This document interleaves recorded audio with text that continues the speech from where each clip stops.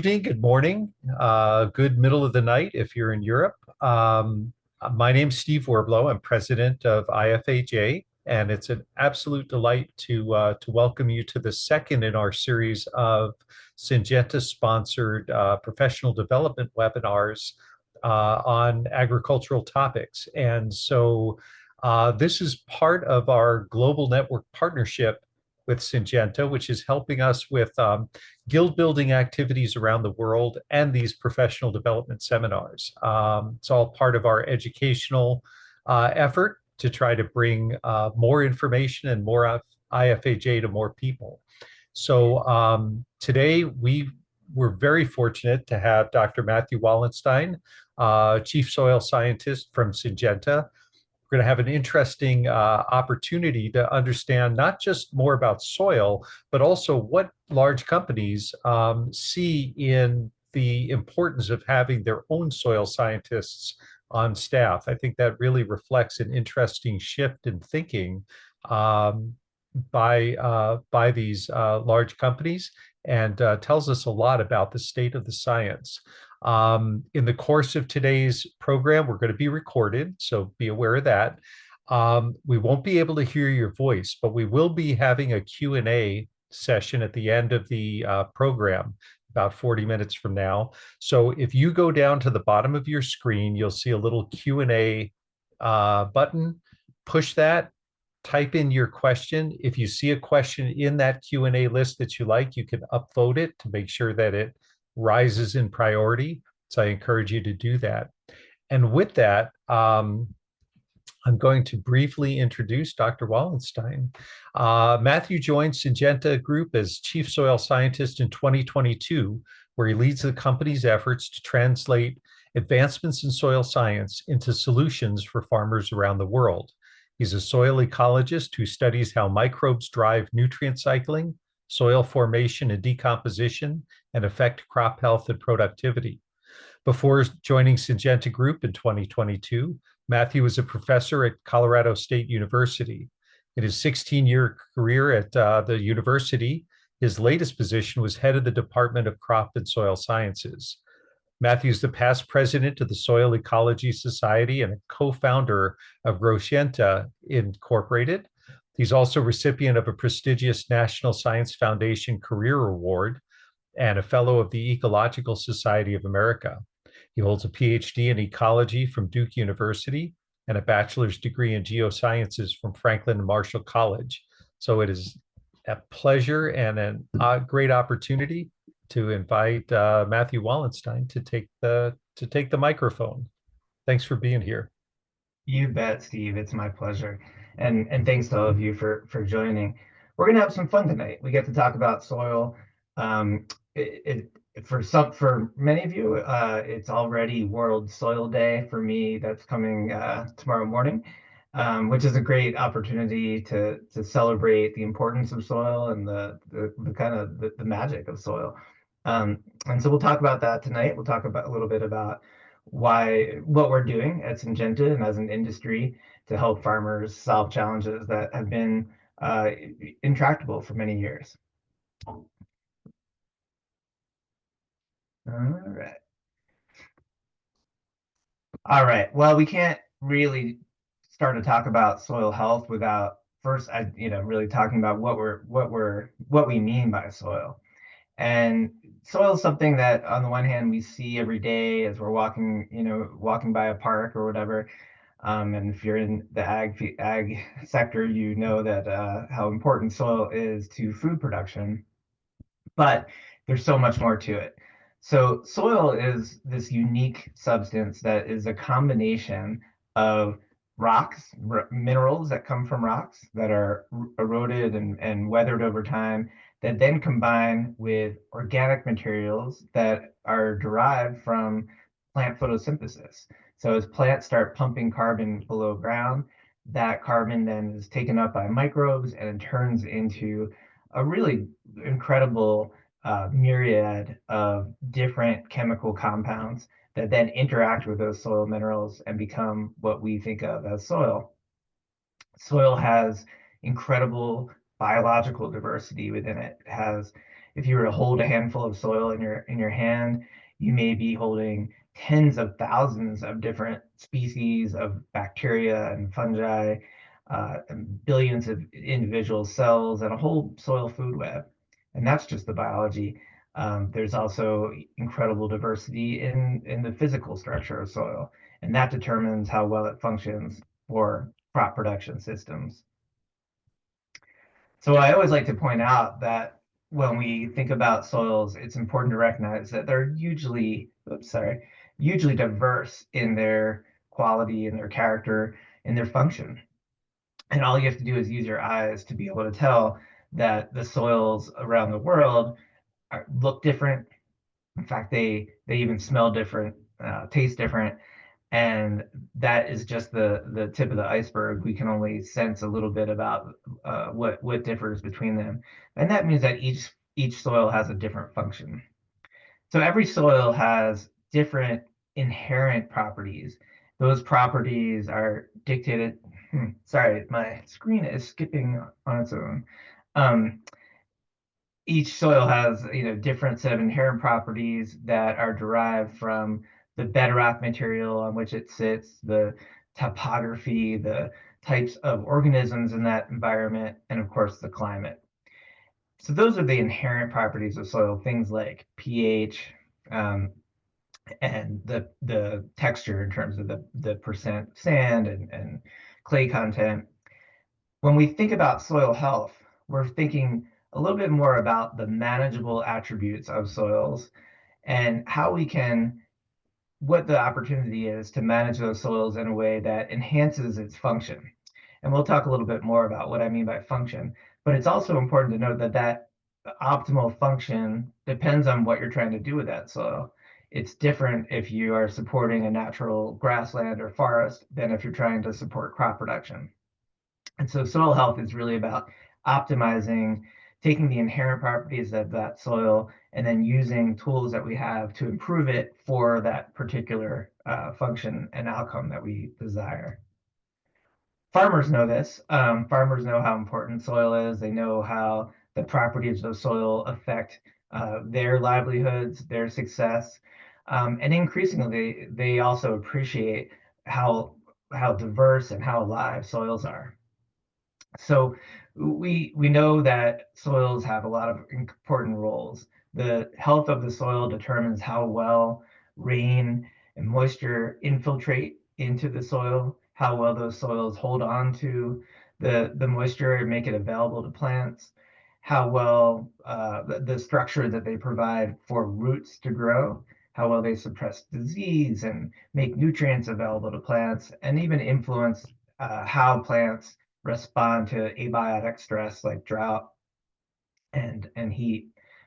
So soils are obviously critical, and the attributes of soils are critical to how well it functions for the farmer. And one of the reasons that soil science is now is of such interest to farmers and to the agricultural sector is that over the past few decades, we've made tremendous progress in our understanding of soils, and largely that's been enabled by technologies. So I mentioned the microbial diversity of soils. We always knew that there was a lot of diversity there, but we didn't really have the techniques to study that until DNA sequencing techniques came along. They allowed us for the first time to understand what microbes are there, what genes they possess, what they were doing there. And then other techniques like metabolomics that allow us to look at all the different chemicals that are produced by those microbes. We can look at their functioning. Soil sensors are allowing us to collect soil data at high spatial resolution and over time, and so giving us much more insights compared to what we can get from soil sampling and lab analysis alone. And now we can start to build digital soil twins using models of the processes that we've been able to uncover through those other techniques. And this allows us to go towards a predictive science where we can understand how soils may change over time in response to different management and what the implications of that are. So just for fun, I wanted to ask whether you think you would expect to find more soil diversity in cropping systems, in grasslands, or in woodlands. I guess I don't have a way to kind of see your responses, but go ahead and get it in your head, and then I'll show you the data. So in fact, this is just one of many studies that show that croplands are actually quite diverse and at least as diverse, if not more, than grasslands and woodlands. So here, the diversity is shown in the yellow and orange, the two left-hand bars. All you really need to know about these indices is that the higher the value, the more species there are in that system. And so you can see that for everything from fungi and protists to the little animals that live in soil, that diversity tends to be even higher in croplands, which I think is surprising to many people because we think that agricultural management um, causes a loss of diversity, and that's not necessarily true. So soil health ultimately, when we think about the impact of soil health for farmers, of course, they think about yield. They think about productivity, profitability, and sustainability. And there is ample and increasing scientific evidence that soil health, the manageable attributes of soil, are highly correlated with yield, meaning that soil is an important factor. And if your soil is degraded, it means that you're losing some of that yield. And therefore, soil degradation is not just a problem for the environment, it's a problem for the farmer because it drives financial losses. That's lost yield, that's lost efficiency that they have. So everyone, there's a win-win here that in trying to restore and well prevent more soil degradation and look for opportunities to restore soil health around the world. One of the attributes of soil that tends to correlate highly with yield is soil organic carbon. So this is the amount of the total percentage of organic matter in that soil. And you can take a first pass at that by just seeing how dark a soil is. Darker soils tend to have more soil organic matter. On the left-hand side, you see the relationship between soil organic carbon on the x-axis and yield on the y-axis. And as you might expect, the more soil organic carbon you have, the higher the yield. The red line there, it shows the gap when you have low soil organic matter between what your yield is and what it could be if you were able to improve that soil organic matter. And it's substantial. So soil organic matter is just one soil indicator of soil health that tends to correlate with yield, and it's not necessarily causative, although we can imagine that as you have more soil organic matter, you do a better job of retaining water for the plants and nutrients as well. The scary thing though is that around the world, soils are under threat from degradation, from water and wind erosion, from compaction, from salinization, and many other challenges that are being exacerbated by climate change, which is causing more erosion, more wind events, more heavy rainfall and floods. And so it's more important than ever to help farmers manage their soils in a way to prevent further degradation. The picture here shows that it shows an example of soil erosion. The background is a field that was unplanted and left as a natural grassland. And you can see that there's about 6 inches of erosion in the tilled field in the front. That's a lot of soil that may have taken hundreds, if not thousands, of years to form and can be washed away in just a few years. One of the we think about all these kind of technical aspects of soil that are important, but for farmers, there's other aspects that are perhaps even more important, and that's sort of the operational impacts of poor soil health. So here we have an example where we have two adjacent fields that had different management. The field A on the left was a heavily tilled field, so they used a deep chisel plow, and It had tile drainage installed to try to drain the water away, but because of the way that field was managed, there was a compaction layer that actually prevented water from seeping through to that drainage. On the right, field B is a field that's had a lot of soil health practices implemented. So they've had a cereal rye cover crop seed. They've used no-till on that field for 3 years up to that point, and they didn't install any artificial drainage into that field. So let's think about water for a minute. So field A on the left relies entirely on evaporation to remove water because that compaction layer prevents drainage. Field B on the right also relies on evaporation, but it allows the healthy texture of that soil allows water to seep through and stores that water, but also allows excess water to drain into the aquifer.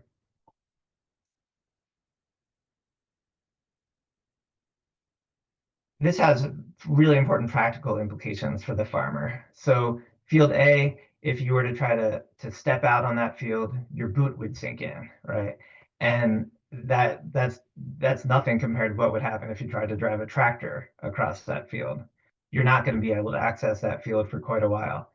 Field B, on the other hand, you can walk across that field already shortly after rainfall, and you can imagine that it would be much quicker to dry out to a point where you could operate machinery. And this is critical because it's important that farmers are able to do what they need to do to get out in the field and plant at the right time, to harvest at the right time, and be able to do it in a way that doesn't further damage their fields.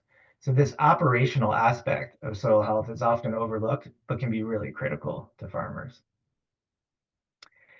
And here now we're looking from the other direction, so A and B are reversed compared to the other fields. But again, you can see what happens in a field that has poor drainage and poor soil health on the right. If you try to get a tractor out there, it's gonna take a lot of extra fuel and horsepower to get through that muck, and then you're gonna leave a lot of ruts and degradation in that soil. And how are you gonna fix that? You're gonna have to go do more tilling at the end of the season. So you get into this cycle. Field B on the left is much more resistant to the tractor. You can get out there, use less fuel, less horsepower to get through the field, and just kind of sail over that field. So there's these interesting kind of implications and feedbacks. As you improve your soil health, there's lots of other benefits as well. So now I want to talk a little bit about what we're doing at Syngenta, why Syngenta has decided to invest in soil health as a key priority going forward, why I decided to leave academia and come to Syngenta. And it's really about the opportunity to make an important impact for farmers and for the environment at a global scale. So at Syngenta, we think about soil health as a continuous science-based pursuit of products and practices that harness the potential of soils to optimize grower outcomes and minimize environmental impacts. The first thing we need to do, how do we know if we're doing a good job? How do we know if we're moving in the right direction, right? And so we spend a lot of time thinking about how we measure soil health. What do we measure that will tell us whether we're heading in the right direction and give us insights into how to manage a particular field? So a lot of people, when they focus on soil health assessment, they're out there looking for what can we measure that is sensitive to the management that we implement. So in other words, people will look at what aspects of the soil change when you shift from deep tillage to no-till. And that will then they'll use those measurements to imply that you're moving in the right direction. Well, you already knew you were doing those management, and I guess it's a little bit of a validation to see that it's having that impact on the soil. But what it doesn't do is tell you whether your yield's going to be higher or whether you can cut back on your nitrogen fertilizer because you're going to have higher efficiency. And so we think it's really important to also tie those soil health metrics to the outcomes that farmers care about and that are important for sustainability as well. So we're assessing lots of different measurements, using this framework to figure out if in each context what measurements are appropriately sensitive that will change in response to management or to products, but most importantly, help us make a different decision, a better, more informed decision, help the farmer make a better decision about what to do next. We have several projects attempting to tackle this at a scale that allows us to make generalizable insights and build predictive models. One of those is a collaboration with Michigan State University and University of Illinois, where we're using a series of long-term agricultural research sites to link those agronomic outcomes to changes in the soil properties that are dynamic and change over time. So this is a nice collaboration, and we'll be able to share what we learned with farmers directly. As I mentioned before, I think soil, one of the reasons Syngenta is so interested is because we really see soil as the next frontier. When we think about how all the different technologies have contributed to increases in productivity, we know that we have seen tremendous increases from crop breeding and engineering. We've seen huge improvements from fertilization. And in some cases, in some places, those improvements have slowed down over time. What we've seen is that the biggest gap between where we are today and where we could be will come from improving soil health. We've seen that many places, many parts of farmers' fields, many places in the world are lagging behind because of soil degradation. And now we're in the phase where we're trying to find specific solutions that enable farmers to improve their soil as quickly as possible and economically as possible. And we know that soil health doesn't always come in a bottle, right? We know that we can't just sell a product and a farmer put it on their field and see those improvements. It's really also about soil health practices, managing fields, managing soils in a way that leads to improvements over time rather than degradation. And I'll talk a little bit more about what those entail in a minute, but we've seen now ample research that farmers can rebuild soil organic matter and soil health using regenerative practices, but those practices are often challenging, or always challenging, I think, fair to say, to implement. And technology is needed for farmers to be able to implement those practices at scale. And so we're really focused on how can we help enable farmers adopt these practices. It's often about a technological barrier, but it's also about financial barriers and risk aversion, things like that. So it's going to take partnerships. It's going to take policy, and we're gonna focus on driving that innovation to allow farmers to do these practices. So there's a lot of interest in regenerative agriculture. For us, we think it's really important to focus on outcomes. So I think a lot of times different stakeholders have different versions of regenerative agriculture, but really we all agree on the outcomes. We want to maximize soil health, we want to protect the climate and water resources, and we want to help farmers increase their productivity and profitability. From a sustainability standpoint, increasing productivity is really important, or at least maintaining productivity, because if we farm in a way that reduces productivity in order to meet the demand, it's going to drive further land use conversion, including deforestation, and that has the biggest impact on soils and the climate. We want to try to avoid further land use change. So when we think about regenerative agriculture, it's about principles that then translate into context-specific practices. The first one is to minimize soil disturbance. So when you till the soil, there's really good reasons for tilling the soil, right? You can bury weeds, you can make the nutrients in the soil more accessible, you can temporarily at least improve the drainage and allow the root plants to establish better. So there's good reasons for doing tillage, but over time, disturbing the soil makes the carbon in the soil accessible to microbes that will then break it down. You'll lose that soil organic matter. You can also lead to compaction as you break up the soil structure. And so we try to aim for minimizing or reducing soil disturbance. Plants in the ground year-round is another one, and often that manifests as cover crops, but in tropical regions, that could just mean multiple crops in a year and crop intensification. Every day you have a plant out in the field photosynthesizing, it's drawing carbon down, it's releasing that into the soil, feeding the microbes in the soil, building up the organic matter, and protecting soil from erosion with its roots. Diversifying crops in time and spaces has long been known, as an effective way to manage diseases.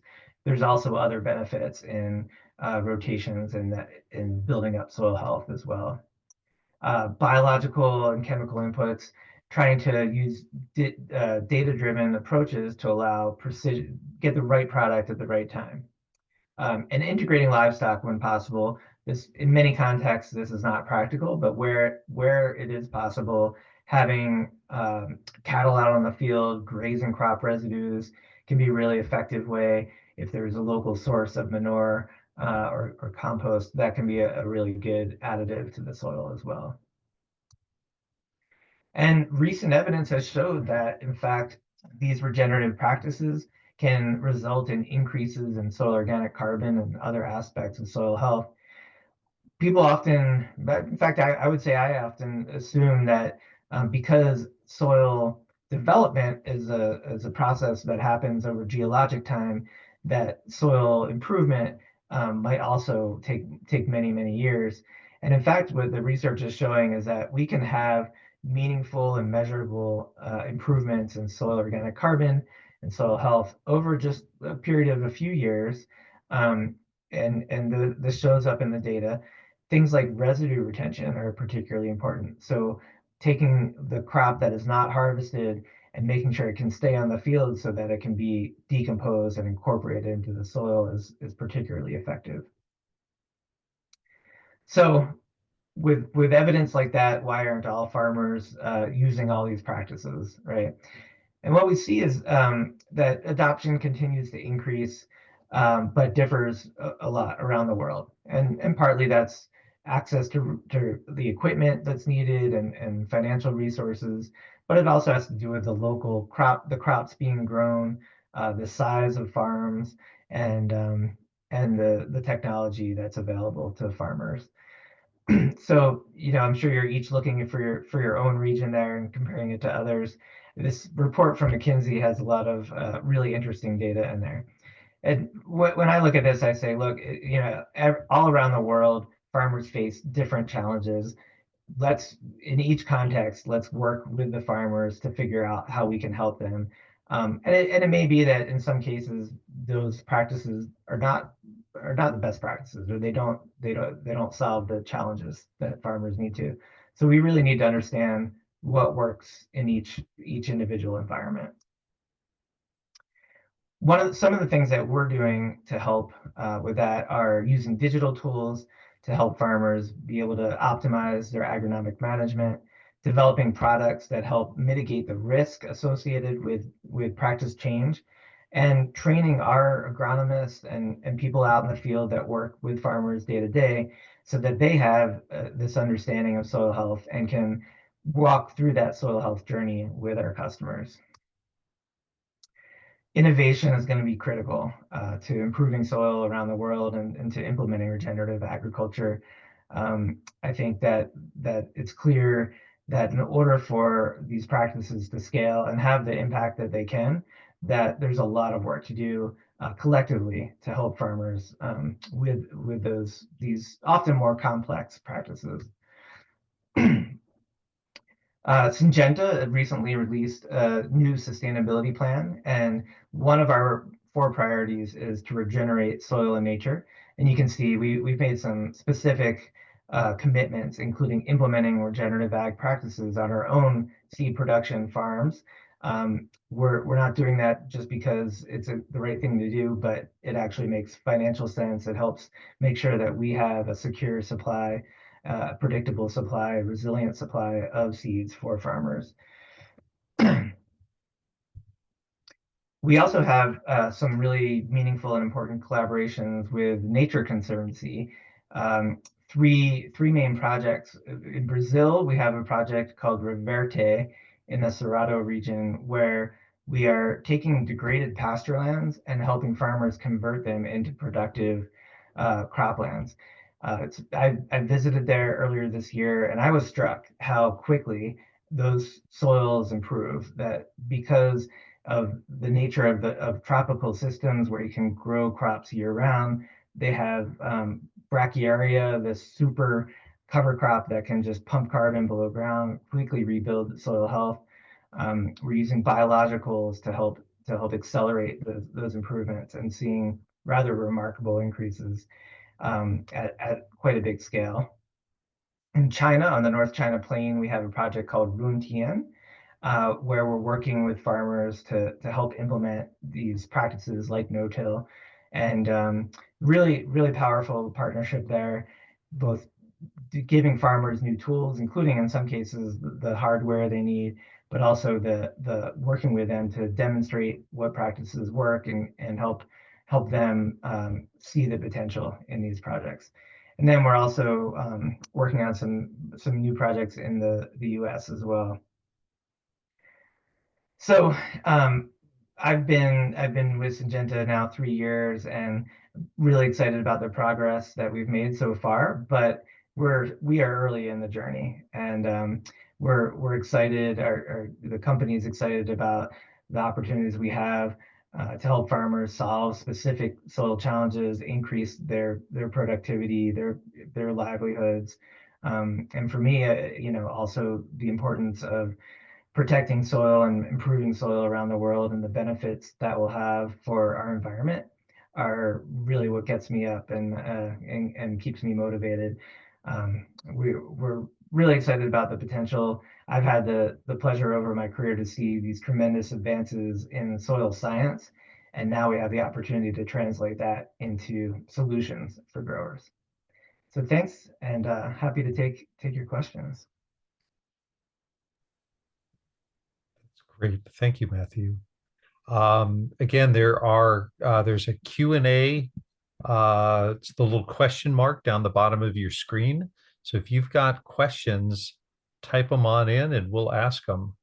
I can start, while we wait for some folks to type questions in, because I was taking a few notes, and you talked about assessing soil, assessing the health of soil. And I know there's been a lot of, I know here in the States, we've talked about the Harney test and the Cornell test and all sorts of different assessments. What are you seeing as viable ways to do that, both in, say, the US and Europe, and also in areas where soil labs may not be as readily available to farmers? How do you put the knowledge to work in these places?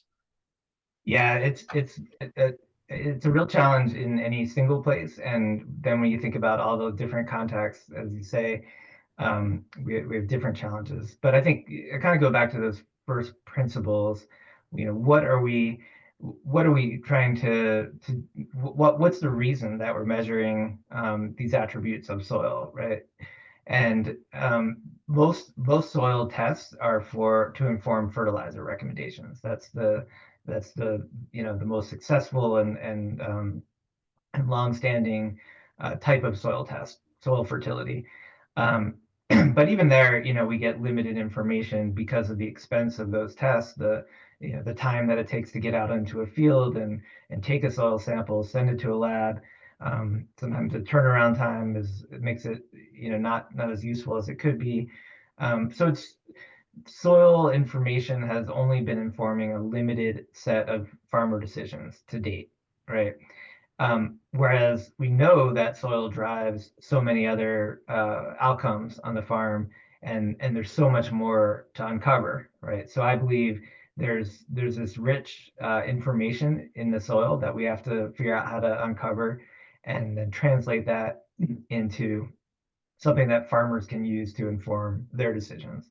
And they make hundreds of decisions throughout a year, right? Um, I think, so for me, it's like some of those tests are helping farmers to sort of document or observe how their soils are changing over time in response to management. And that could be a useful feedback, right? I tried this over here, my organic matter went up. I tried this over here, pH went down. So that can help, but I think we have a lot more room to grow and utilize things like the microbiome, to actually provide new insights and help farmers with decisions that before didn't incorporate any information about soil. Now, the practical reality is any microbiome tests are going to be expensive, and for a farmer, ultimately, it needs to provide a clear return on investment. Now, first job is to know what to measure, what's useful. Second job is then to figure out how to make it low cost and scalable. I'll say that there's lots of sensors out there, and we're optimistic that they'll be increasingly useful. In Europe, we have a soil scanning service that uses a field scanner to provide a spatial map. Um, but again, I think that you have to look at the cost benefit analysis. What excites me is the opportunity to use different types of data. So maybe some sparse or infrequent soil sampling combined with remote sensing. And we can, although you can't really see the soil directly, or you can't detect many soil attributes directly from soil, we can use sophisticated machine learning to derive those soil variables from things like the timing of plant phenology, or how quickly they show signs of stress after the last rainfall event. So really cool tools are coming that'll enable us to provide some information, spatial information, to farmers without even stepping on their field. That's exciting. I've got a note here from Laura, and Jeff, I see your hand is up. The way that we've got this rigged right now, we can't hear your voice. So what I'm going to ask is, can you type your question into the chat or into the Q&A? You'll see those in buttons at the bottom of your screen. Up here. Oh, and there's Roger. Okay. So Jeff, while we're waiting for your question, I'm going to read Laura's. Thank you. It says, great soil session. Thanks for being honest about what is useful for the farmer and the barriers that can be there for various locations of farms. So thank you. Thank you, Laura. I'm going to read one from Roger Zhang. It says, to a certain extent, growing crops and managing soils are about the use and recycling of energy. Is there a possibility of leveraging the fast-growing renewable energy sector?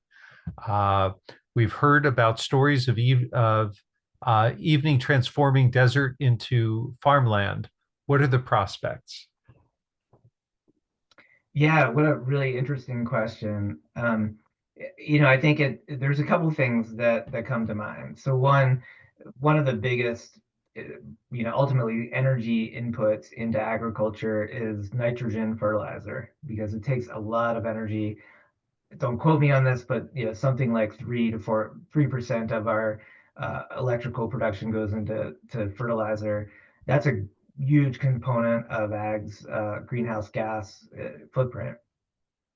There are companies out there that are trying to use electrolysis and renewable energy sources to produce nitrogen. So I think that's something exciting to watch in the long run. There are intersections of the energy sector with agriculture in things like production of biochar. So you can take organic waste materials, and combust them in a way that results in something that looks like charcoal that can be added to soils and has some benefits, but also stores carbon. as you're also producing energy from those processes. Um, so there's a lot of intersections. Of course, many farmers are getting supplementary income from installing solar or wind on their farms. So I think, and then that last question about transforming desert into farmland. I know there's some really ambitious projects in the Middle East and in China. I think, ultimately you have to solve the water problem, right? And maybe that's through desalination or transport. But even once you get the water there, if you put a lot of water into sand, it's just going to drain through. So there are some interesting technologies that can improve the texture of soil and the ability to hold onto soil through things like nanoclays. Right now they're expensive, and so that makes it hard to do at that scale. But I think as we invest more in innovation there, I think there's a lot of potential to figure out ways to, essentially make a circular economy where we're taking waste materials and diverting them back onto the farm in a form that enhances soil over time. Excellent. I'm going to read a question from Hayatu. And when I went into Vapor Lock and said Kobe because it's dinner time here, what I really meant was Kyoto. So, anyway, that's Hayatu's prefecture. He says, "Thank you for your presentation with impressive pictures. Can you comment on the so called natural farming methods? The principle of natural farming is that the best sustainable management of the soil is to put nothing in and take nothing out. This may not be comfortable for Syngenta, but more people in Southeast Asia believe in natural farming. What do you think of natural farming in terms of sustainability?" Yeah, I think this connects well to the discussions around regenerative agriculture. And as I alluded to, different people have different definitions of regenerative agriculture. Um, my view is that that if we there are lessons and practices that we can take from traditional agriculture and apply to modern agriculture. The reality is, though, if we were to step back in time, even a few decades, the productivity of agriculture was much lower, much lower. And so to produce the same amount of food as we do today would take much more land. So that's the trade-off, right? If we go back to practices that use less inputs, we need more land. From a global sustainability perspective, I don't think that's a trade-off we want to make. At the individual farm level, that's a different equation for the farmer, right? Do they obviously it's a different financial scenario if they're spending a lot less on inputs, but they're going to have less yield. That's just the reality of it. Now you can substitute labor for things like herbicides, but in many parts of the world, labor is not available. So places where labor is available, then that might be a viable solution. So I think agriculture is all about trade-offs. I mean, that's just the reality. And so I think we embrace all kinds of agriculture, and it's important to have that diversity because that's what makes our food system resilient. If everyone was doing the same thing everywhere, it would be quite vulnerable. So that diversity of practice is a real asset, and farmers are the ultimate scientists and experimentalists. It's great that farmers are out there trying different things all around the world, and to the degree to which we can take those successes and lessons learned and apply them other places, that's going to benefit everyone as well. And I'm going to follow up a little bit on Hayato's question, then we're going to get to Becky's, which actually relates as well. But when we talk about extracting nutrients from the soil, so we got a rice crop of X number of tons per hectare, or a maize crop, we're taking nitrogen out, we're taking phosphorus out as crop, as residue. Some of it goes back if that residue remains on the field and it's not grazed away or replaced by manure.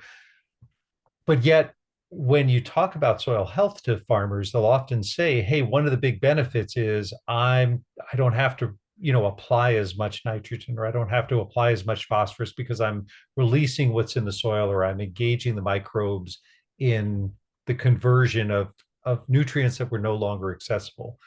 the question I guess that I have is how sustainable is that over time? At some point, have we exported too much and do we need to supplement it?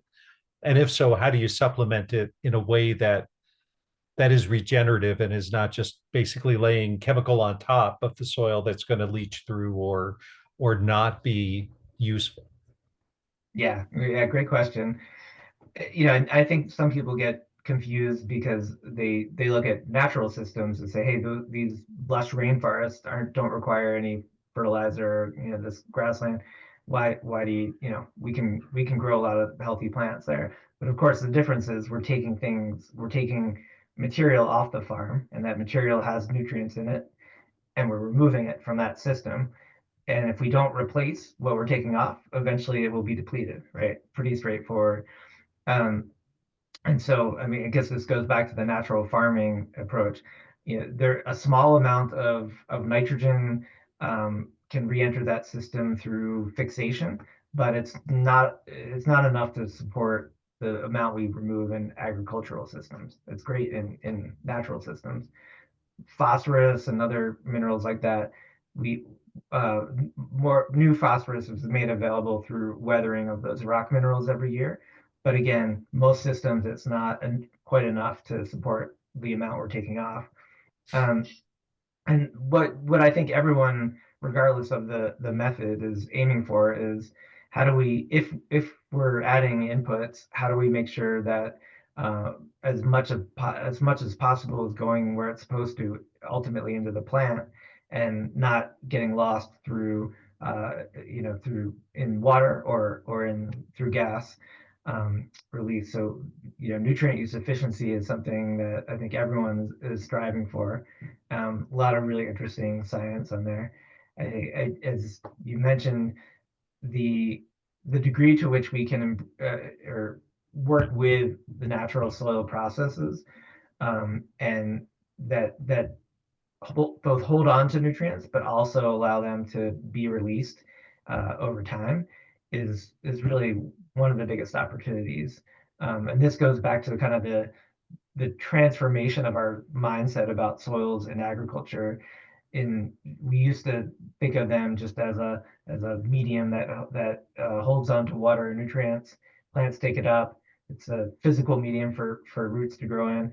Now we understand it as this ecosystem, and there's opportunities to work with that system to make those nutrients more efficient, to make them to so that they're released only when when there's demand for it and not lost.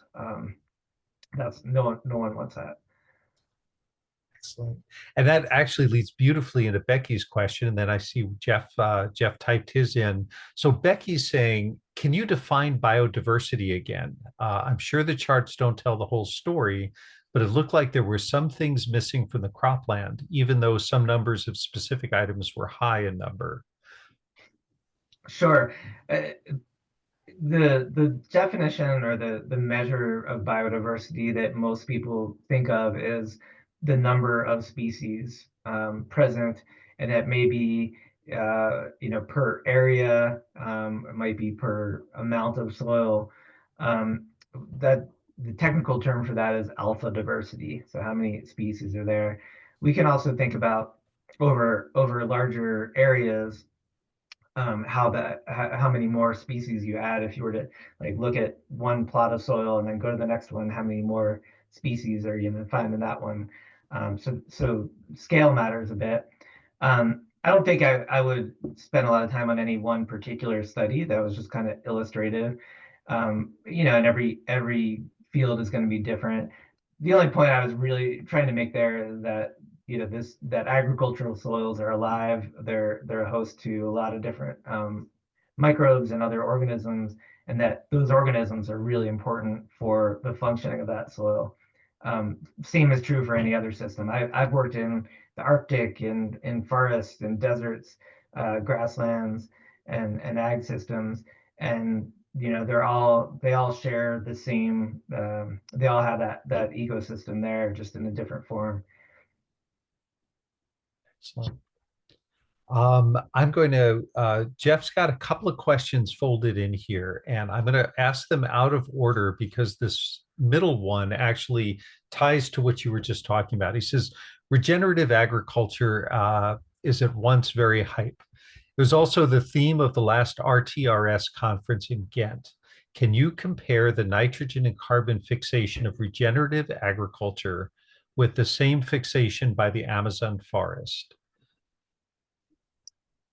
Okay, so I am not familiar with the RTRS conference, but absolutely there is a lot of hype around regenerative agriculture, and it's often it overpromises or oversimplifies what is as I mentioned, these practices are challenging for farmers to implement. They're often complex, and they're often oversold in terms of what it's going to do, especially around carbon.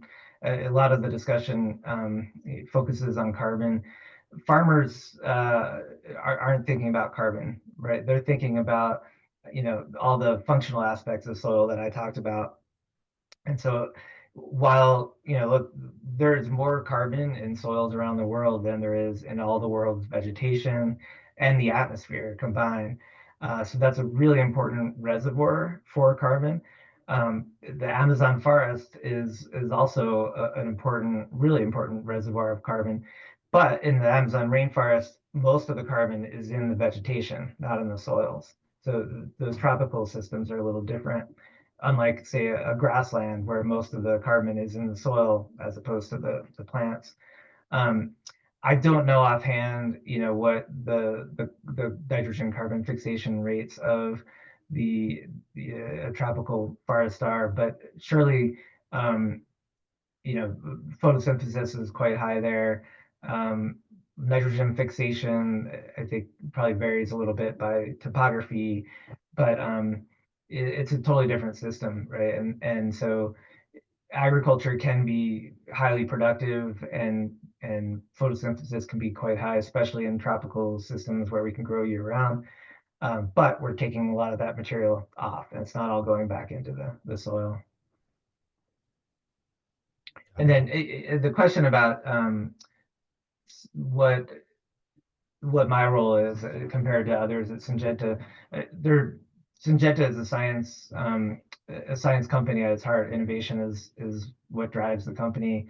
So a lot of really deep science and chemistry and crop genetics um, and biology. And you're right that some of them focus on products. I focus a little less on products. I'm not directly involved in product development. Really, we're thinking about from the farmer perspective, what are the challenges that they're facing on a day-to-day basis, um, and how can we work with them? How can we help them improve soils over time? So really, you know, being out there on the farm, but also in the scientific community to take that, help advance our understanding of soils, and then think about how we can use that in our products. And just as an example, we want to make sure that any products that we produce um, are minimize any impact on the soil. And so we've started developing new screening assays that allow us to make sure that they're not going to impair the biodiversity of the soil. That's new. We've looked at many different aspects of impacts of chemicals, but that's new for the industry. So pretty excited about that. So just to follow up on that, is that something that you think will be integrated into regulatory frameworks, or is that fully voluntary on the part of the companies? It would take a long time to really develop a meaningful framework, because um, it's especially when you get to the microbial diversity, uh, we a change in diversity or change in what species are there is, it's hard to say whether that's a positive or negative, right? Um, and so, and as every soil is so different, I can't imagine what a simple framework might look like, right? Um, so I think, and we're trying to think through that as well. But from a regulatory standpoint, um, I think it would be difficult to come up with a really science-based assay that was generalizable. Sense. But from the perspective of research within the company, it's a useful milestone. Yeah, yeah, and it's early. We're just, early days, but I think it's exciting to just even be thinking about that, and um, being mindful, making sure that we're minimizing any impact that we do have. Excellent. Now I'm going to go back to Jeff's question because he left one last one in there, and it's actually kind of a fun one to end on, I think. He says, "Is China ready for regenerative agriculture?" And you had mentioned the Runtian projects, and of course we know China's got such diversity in climate, soils, everything from deserts to jungles. So, what are you seeing? Is China ready for regenerative ag? Yeah, I think every place around the world is at a different point on their soil health journey, so to speak. Places like Argentina have adopted no-till practices for many decades, and every place has a different level of technology, different level of farm size. So actually, there's a lot of excitement in China around soil health. Um, they're some of the farms I visited, are they're starting to look at different tillage practices, different crop rotations. So I would say many of those places are at an earlier stage of the soil health journey than some other places. The northern China plain, though, where you have these larger grain farms, is really well suited to adopting some of these practices, and I think we're seeing a lot of interest. Um, so yeah, absolutely. I think China's ready, but I guess for me, it's a continuum, right? So it's hard for me to say, you know, there's not a binary choice here, right? It's really for everyone everywhere in the world thinking about what's the next thing we can do to do a little bit better than the previous year, and what practices can we implement, what can we try. So I think every farm, is at a different place. But I think almost everywhere, people are really interested in following the science and the progress and thinking about what they can do to improve their own operations. So, well, thank you, Dr. Wallenstein, for being with us today, and for both a great presentation and really frank answers to good questions. We will be doing this again tomorrow at 2 o'clock GMT. So tell your friends. So folks, if you've got colleagues that would enjoy this, let them know. We'll be doing it again live. We will also post a recording either of this session or the next session on our website, the IFAJ website under webinars, where you'll find this one. You'll find the one from last week, and about breeding and breeding technologies, and will be a repository for all sorts of other webinars coming up. In the meantime, thank you again, and everybody have a great day, morning, evening, wherever today takes you, and a wonderful World Soil Day. Thanks so much. Appreciate all the great questions and your time. Thank you.